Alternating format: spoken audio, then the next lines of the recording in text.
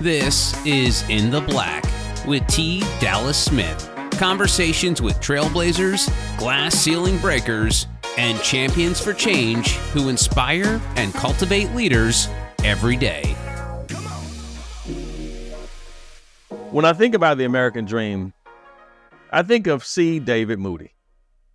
From humble Midwestern roots, he journeyed south to become the pioneering founder of one of the nation's largest Black-owned construction firms.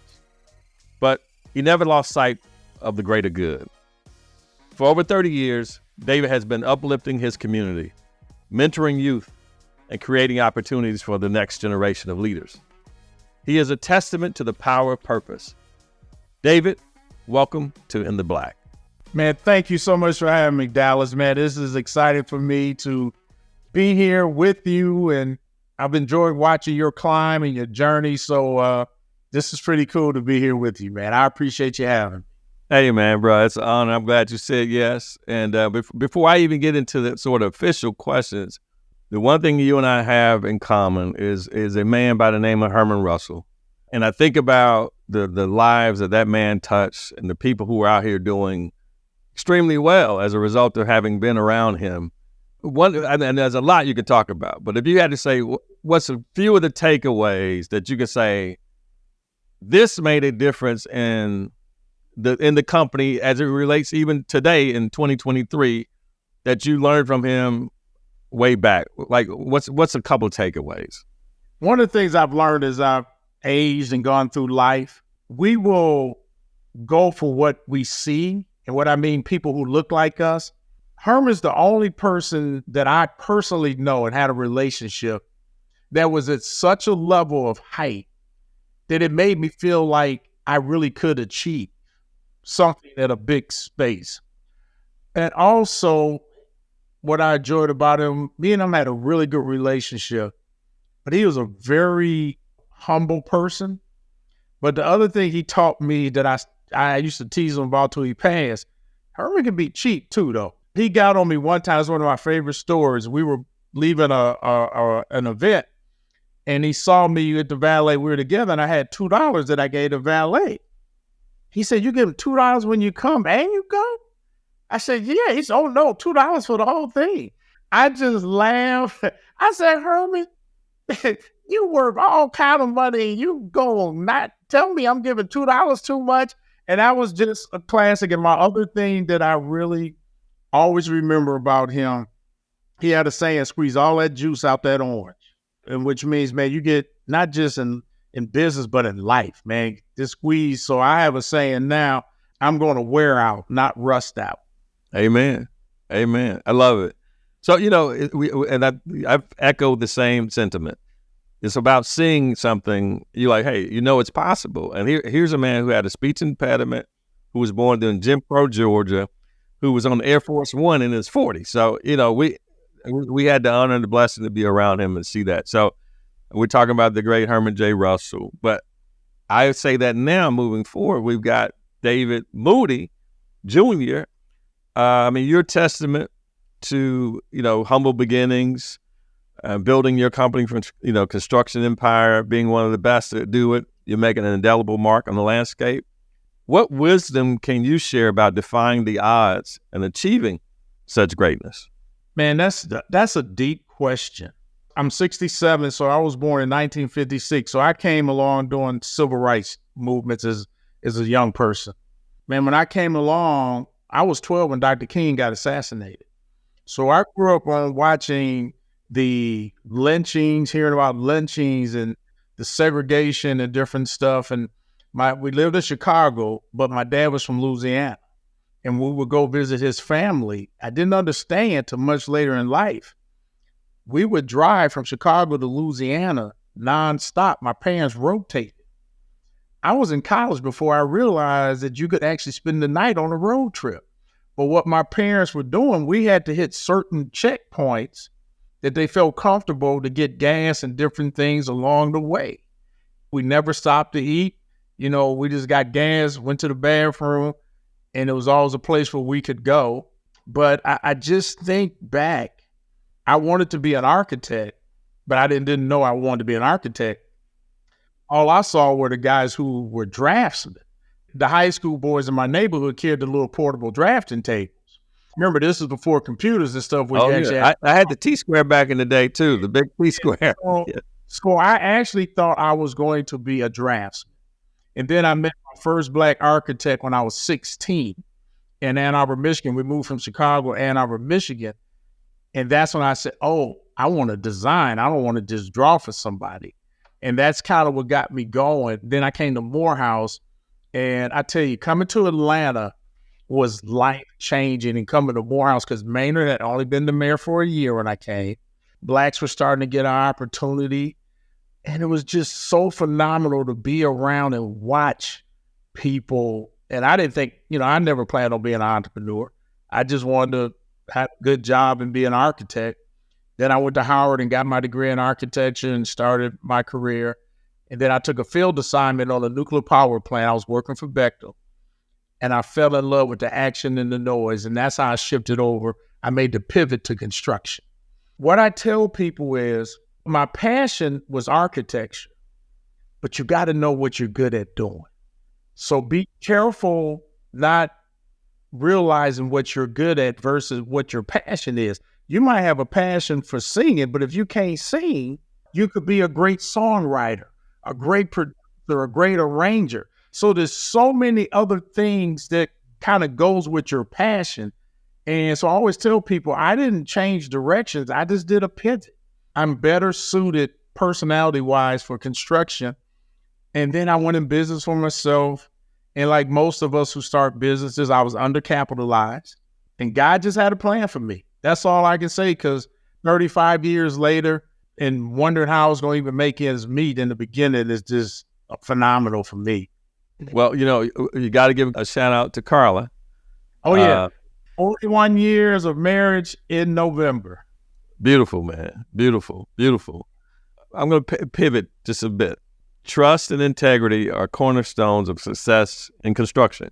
How have you made it a priority to do right by your clients and the community over the decades? Something that I learned, my dad and my parents were very instrumental in my upbringing. My dad was a professor and then became a vice provost at the University of Michigan. But my dad was the first Black officer to lead integrated troops in Panama in 1955. And he was 23 years old. He used to tell me those stories. And then my mother was salutatorian of her high school class, went to college at 16, super smart. My mother was pregnant with me in Panama.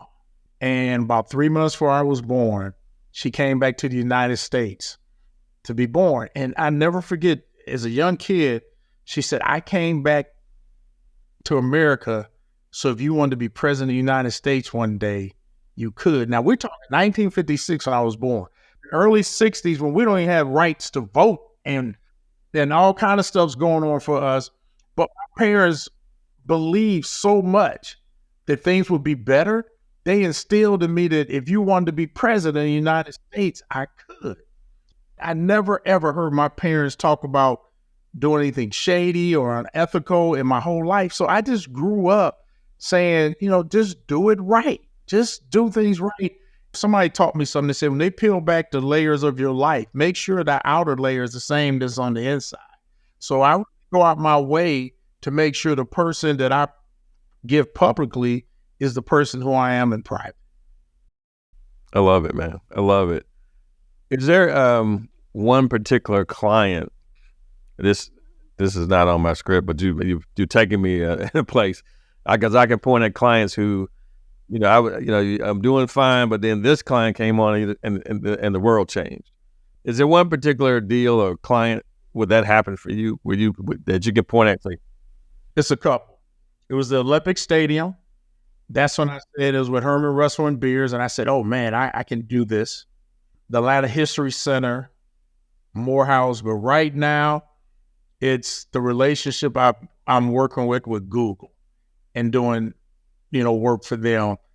That has given me new energy, new life. I'm able to scale at a whole different level, because many of us, people of color in this industry, we don't get these type of clients and opportunities. And when you can finally get that kind of opportunity, now I understand why so many of these big companies grew to 3, 4, 5, 6, $8 billion over 3 or 4 or 5 years, because when you get those kind of clients, they can change your life. Expound on the fact that you were faithful with little stuff. A lot of these people nowadays think you wake up and you're going to get Google from day one. And my first contract was $88,000, underground Atlanta. I was scared to death. Didn't know how I was going to make ends meet. And, we're in the industry, you're just like you, we eat what we kill. And people don't realize the stress of constantly being on the hunt. And you got to think about it. When I went in business at 88, it only been 15 years since they actually started saying, hey, we got to give everybody a fair chance. Before that, people of color were only getting 1% of the work. But the real piece is, it's great to get some government work and those kind, but it's the private industry that changes your life. And unfortunately, most of us are not even on their radar screen. I was just one of those ones. My wife, Carl, and my 2 kids, I just couldn't fail. If I hadn't have been married with 2 kids, I don't know if I'd have stuck through it. It's painful being an entrepreneur. And people, the one thing I didn't realize was how little I didn't know. And also the stress of making payroll every week. People ask, what's my proudest project or something? It's not a building. It's that 35 years I've never missed a payroll or been late. That means more to me than anything else now. And your mentor used to say the exact same thing. Herman Russell said the exact same thing. But it's something you just said that I find amazing. Most people will not jump out there because they do have a wife and have a kid. You just said something very different that I hadn't heard anybody else say. You said because of your wife and because of your kid, you could not fail, and you took the chance and doubled down, tripled down to make a difference. Some people see the glass half empty, others saw it half full. You saw something in there to make you say, hey, I got to stay this, and I'm going to see the course. I want to see it through. It's interesting. I had worked for like 4 small minority-owned companies. The first one I came to work for, my wife and I already been married 8 months, and 2 months after I got here, that company went bankrupt. I left a great job at Bechtel, and now I'm like, boy, you'd have made a bad error here. So I started working with some small companies. And then finally, I tell you the true story. I was working for a small minority-owned company who also had a bail binding company. And the construction company was in the bail binder's office. So I'd be in the back doing estimates. And sometimes if they were really busy, it'd be somebody next to me with handcuffs on. So I played football in college, so they said, Dave, go with us real quick. I think we're going to look at a project. And we get to this house. I'm like, why are we here? And they open the trunks and something. They give me this blue windbreaker. And I'm like, okay, what's this? All right, Dave, you get at the back door. We got the front and the windows. We think one of our bail jumpers in here. If he comes out the back, you get him. And I said, whoa, wait a minute, bro. I want to architecture. I said, if he come out the back door, he's free. I'm telling y'all, he's free. This is not what I signed up for. I still talk to the son of this owner, and we laugh about it all the time. Oh, my God. I had never heard that. You got me crying over here. I've never heard that one before. Oh, man. I went home and told my wife what went down, and then an opportunity came up that was coming up at Underground, and I said, you know what? We need to go for it. And my dad had incorporated a business in the early 80s. It wasn't a construction company. It was this C.D. Moody and Associates. And he said, just in case any of y'all want to go in business one day, it's already set up. So I took C.D. Moody and Associates, because this is before you had to have your license and stuff. And I went after this project with Bellamy Brothers, and we won this bridge project at Underground. It went well. And then the next year, and I'll tell the true story. So it was my dad, mom, and my 2 brothers, myself, had ownership in the business. So I'm doing all the work, taking all the risks, but I had to stroke all of them a check at the end. I said, oh, wait a minute, whoa. So I'd incorporate CD Moody Construction in 1988 from that one project. And I Wow. made about $5,000 that was left for me. Yeah. And I started with that. And that's how it all really got cranked up. It was all by accident. It was because they tried to make me a bounty hunter and an estimator. CD Moody Construction came when I had to show checks to some of the family members who weren't working at all in the business. So that's kind of how it went, and Oh my God. the rest is history. Oh man, I love it. I love it. I'm waiting on the movie to come out. I'm picturing the criminal coming out the back and you doing you Oh pointing no, like this. look, I told him I was gonna be a matador, baby. I was like, Ole, you know, I told him. I said, guys, if he come out the back door, he's free. I'm telling y'all, this ain't what I signed up for. I get paid to do estimating and project management and construction, not be a bounty hunter for your bail bonding company. Actually, how CD Moody Construction was born. Dude, hey man, you know it's funny how I forget who said this. I want to say Steve Harvey said this, but some people walk into their calling, some people get pushed into it. Yeah, no, true. I mean, I was not planning this, man. I mean, after that, I said, man, I you know, what the heck? And we just said, my wife and I said, fortunately, I'm very blessed to have a wife who was all in. And once we went in business, she went back to school and became a registered nurse. So we had 2 little kids starting a business, and she's in nursing school. It was crazy. I mean, I don't even know how we made it. But Dave, if you had to do it all over again, would you change anything? This is one thing I tell people all the time. I wouldn't change anything because then my whole life be different. Sometimes it's better to be as naive as I was. Because if I knew the true cost of being an entrepreneur, and I love being an entrepreneur. Yeah, Don't get that wrong. that's right. But once you become an entrepreneur and you get that first employee, you are now responsible for other people. And while other people sleep and relax, you don't. And even though over time I've taken great trips and not like I did Kilimanjaro this past January, you never stop thinking about the business because there's always either something's going on, you need to fix something, when's the next project, payroll, you name it. There's always something. And this is not for the faint at heart, you know, because most of us never go that high in a company. So we never really see behind the curtains anyway. So we think it's a piece of cake. You get in there and find out, oh my God. I respect and understand why some people that say this is too much for me. I think it was Shakespeare who said, "Heavy is the head that wears the crown." I mean, I get it. It looks great, but you got to do a lot. A lot of things weighing on you. It's not just that one person who works for you. If one person's got a spouse and kids, you get that whole family. And then as you grow, and then you realize you got all those folks. But the thing that I tell you that pushed me, I just didn't want to be a failure to my children and my wife. So I was hoping, hey, if I can make it 7 to 10 years, I could gracefully kind of bow out and go get a job. Right. What do you think ultimately, I mean, that may have been the start of it, but you've had to have faith to continue the journey. And you know, as a person who climbs mountains and Eagle Scout and all that, I mean, you start a journey, you know, you can easily turn around. Hey man, you know, this ain't gonna cut it. What keeps you going? I tell you, Dallas, you know, I speak very publicly about this. You know, I'm a survivor of childhood sexual abuse, and I had planned on dying with my secret. My business was 4 years old in 1992. About a few months, I'm going to say late 1991, man, I was the first Black to win the Entrepreneur of the Year from the Atlanta Chamber of Commerce.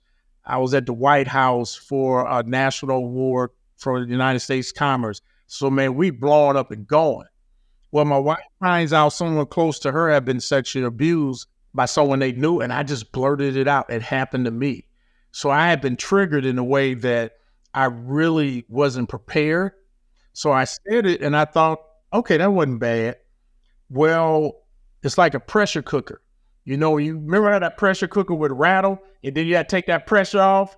Well, I had been keeping something buried for 26 years that when I finally said it, I was releasing that pressure, but I didn't go get counseling. I didn't do anything because I didn't realize what that impact that trauma had.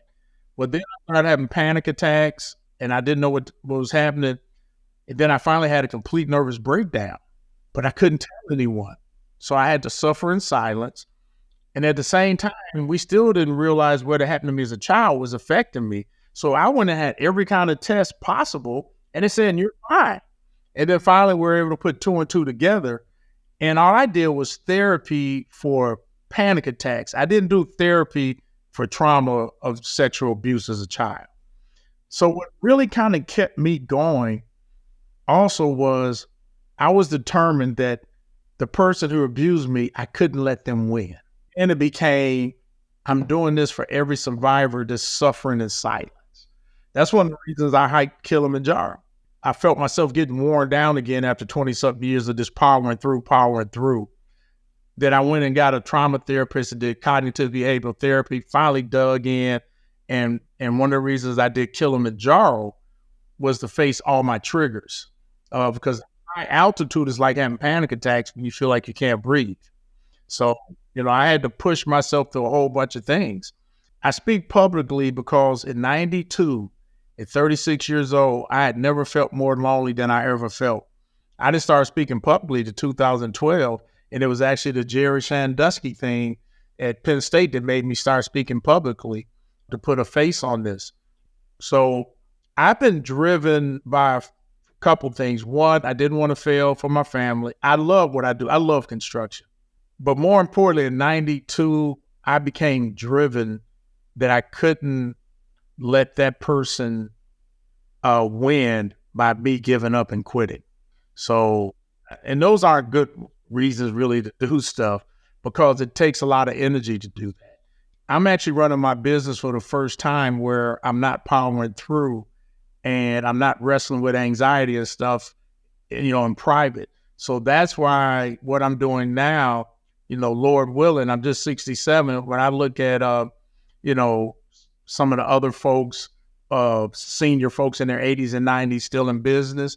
I mean, I have people that are grooming to take over and I'm putting people in key spots, but I want to see what can I do when I'm not wrestling with my past of childhood sexual abuse and trauma. So this is exciting for me. Oh man, it's beautiful. And dude, just what for you sharing is a big thing for so many people, and you're touching so many people who may not even have the courage to even say this happened to them, but you speaking out is helping them heal as well.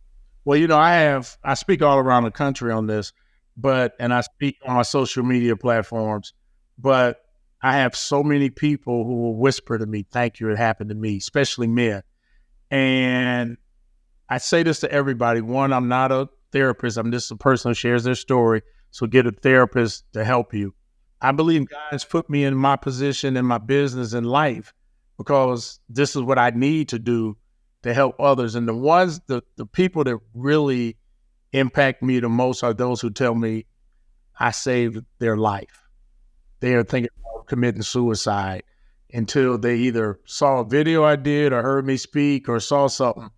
And they said, man, if this guy can pick himself up and keep going, I need to keep going. So that's the reason, because it takes a lot of energy to do it, but God has prepared me and put me in this position to help others realize we all got a story, just some are more impactful than others. But I'm a firm believer we will all be knocked to our knees, but we're all much stronger than we realize, because you will get up when you have to. When you don't have a choice, you get up every day. And the big thing for me, though, is that we don't have one black contractor in this country who does $1 billion a year. There's something wrong with that. So I'm on a mission. I'm used to being the first and one of the few. I'm on a mission to see what I can do to break that glass ceiling. I remember I was the first black to go to the boys state in Michigan from my high school. I was the second black quarterback in my high school.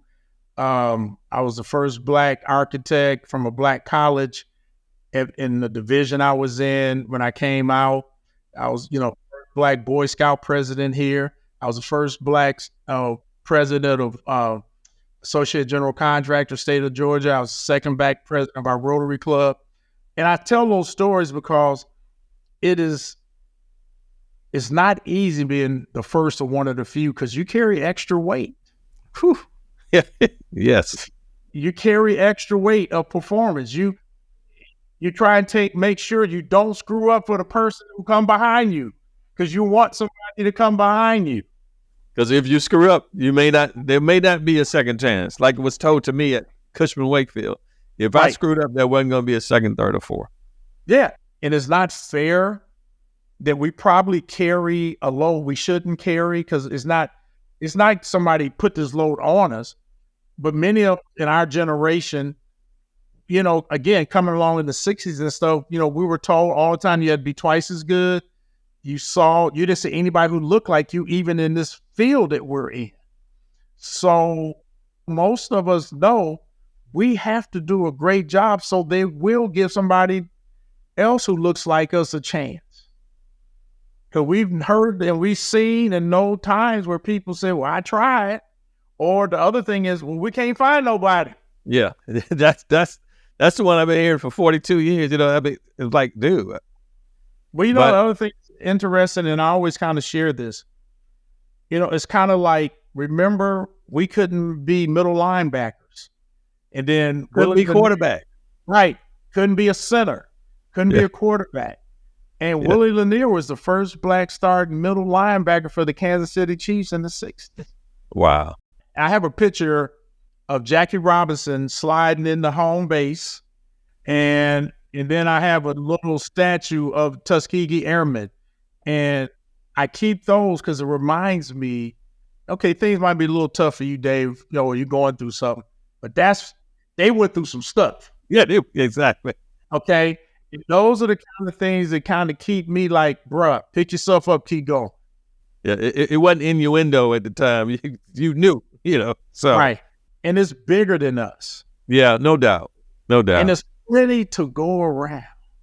Oh, dude, it's a big world. I think about your industry, my industry, the part of the pond that we swim in, and just how big this pond is for more and more people to be in. Right.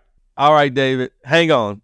We have to stop here. But coming up in the second part of my talk with David, the founder of C.D. Moody Construction, David will discuss the vital role of instilling hope in the next generation of African-American trailblazers.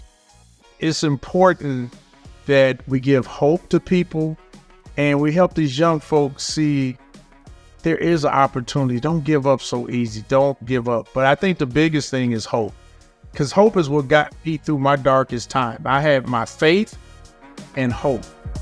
This has been In the Black with T. Dallas Smith. To find out how you can change the dominant narrative in the commercial real estate industry and challenge the status quo to improve the lives of others, go to tdsintheblack.com. In the Black with T. Dallas Smith is a production of Forbes Books.